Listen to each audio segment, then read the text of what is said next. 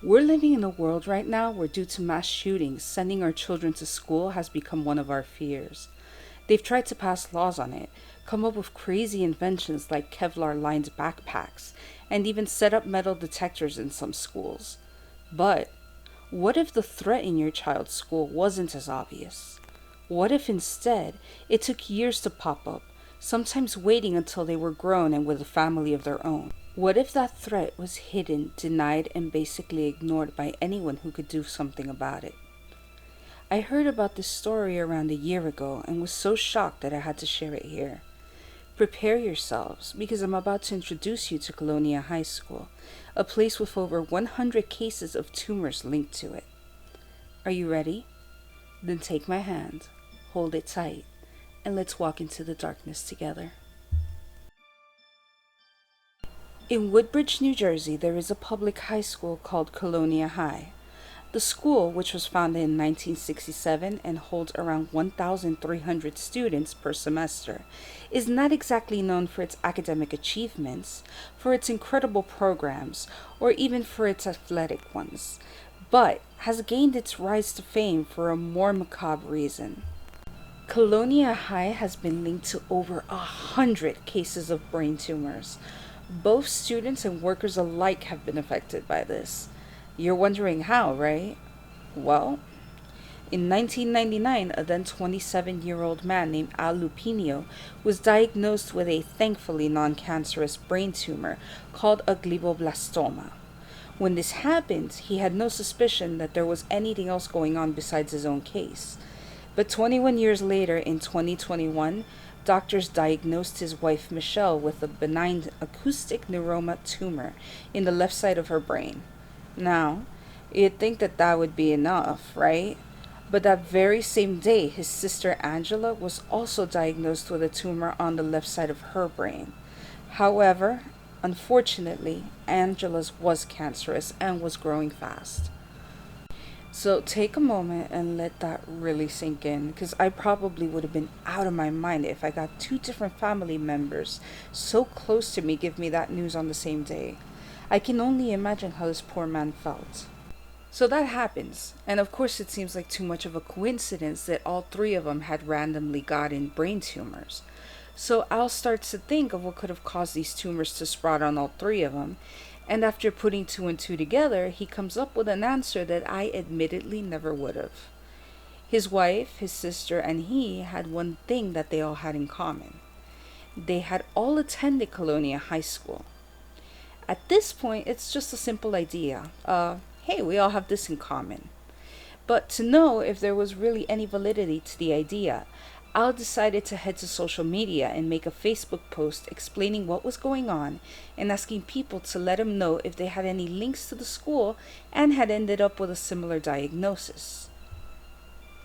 He received a few responses, but it was really after his sister died in February at the age of 44 that he became serious about finding out what was going on.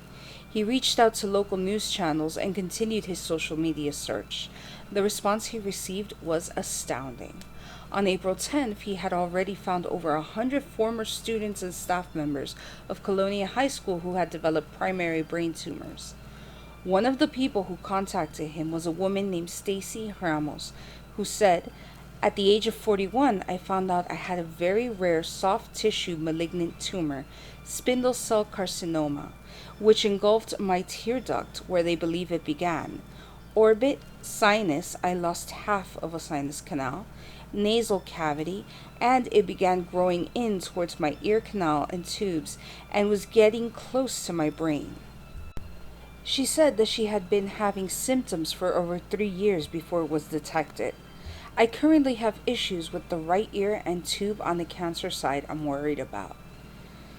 Jason Wasinski, another person who reached out, said that his wife and sister-in-law both attended Colonia High School and have both since passed away due to primary malignant brain tumors. Jason said, "There's something in there in Colonia. I'm 99.9% convinced." In fact, he is one of the many who believe that the school is the site of a cancer cluster. According to the CDC, that can only be true if it's a greater than expected number of cases of the same type of cancer, or ones that have the same cause, and be within a specific population over a set number of time. Now, the majority of those who have been affected by all this have graduated or worked at the school from 1975 to the year 2000, but there have continued to be cases present as late as 2014.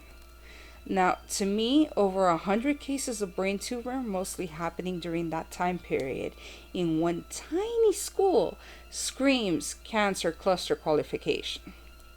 But apparently not for the mayor of Woodbridge or any other officials involved, who continue to chastise those of us who call it that. So speaking of the mayor, you're probably wondering what he and other officials have done, right? Well, the town of Woodbridge decided to spend $221,000 to have 83 radon testing devices come in and perform radiological tests on the school and the 28 acres of land belonging to it. They also followed up on a story where in May of 1977, during a science lesson, the class found a rock in the premises that began to show huge amounts of radiation on a Geiger counter. If you didn't use one of those in science class and don't know what they are, they all look generally similar to this picture, and they pick up and gouge radioactivity. The school was immediately evacuated and a team in hazmat suits showed up. After testing the rock, they found it to be safe. So along with that, they also reviewed local data involving naturally occurring radioactive deposits and also confirmed that the water company that serves the area had no violations for radiological contaminants after the year 2004. No word on violations prior to that, though. On May 26, 2021, Mayor McCormick and the state environmental and public health officials visited the school's gymnasium and held a press conference there to declare that the school was safe and free of any indication of potential radiological hazards. The residents of the area, however, were unsatisfied. They argued that the water was not actually tested, and neither was the soil beyond radiological tests. What we were not prepared for was for the state to say, "We're satisfied," after doing one simple test, Al said. But they did. In fact, the mayor said in June that there never was a cancer cluster. We have to accept the results. Personally, to me, that quote sounds more like a parent telling a bratty kid that they're not getting what they want that day. That's it, so they can move on with their day, rather than someone who is trying to reassure the town and make sure its residents are safe. But that's just me. Edita Komarek, a 45-year-old mom of two of Colonia High students and a professional environmental scientist, decided that a simple, "we have to accept the results," after one test and a quick look through didn't cut it for her. She said, "I wasn't happy and I knew that they didn't do enough sampling, didn't test the soil, groundwater tests for PCBs. She decided she wasn't going to sit around and accept it. Instead, in August, she went into the school and swiped dust samples from inside a bathroom. Then returned a month later and took more samples from the soil outside and swiped chalk from a window. The analysis came back with PCBs above federal and state standards, as well as pesticides that were banned in 1988. She said, "For those of you who don't know what PCB stands for, polychlorinated biphenyls, which are highly carcinogenic chemical compounds, which have been banned since 1979. Now, Mr. McCormick did admit to seeing the findings, but said that they had not been taken by a licensed remediation specialist and needed further validation. He also said that he assumed that consultants would come up with a plan for some testing, but it would be done officially by state and federal agencies. Anytime there's any indication that there could be something on the grounds or in the building of the school, then sure, it's cause for concern. So yes, we're taking this very seriously." Yet earlier that week, he told local news that right now there is no indication that anything is unsafe in that school.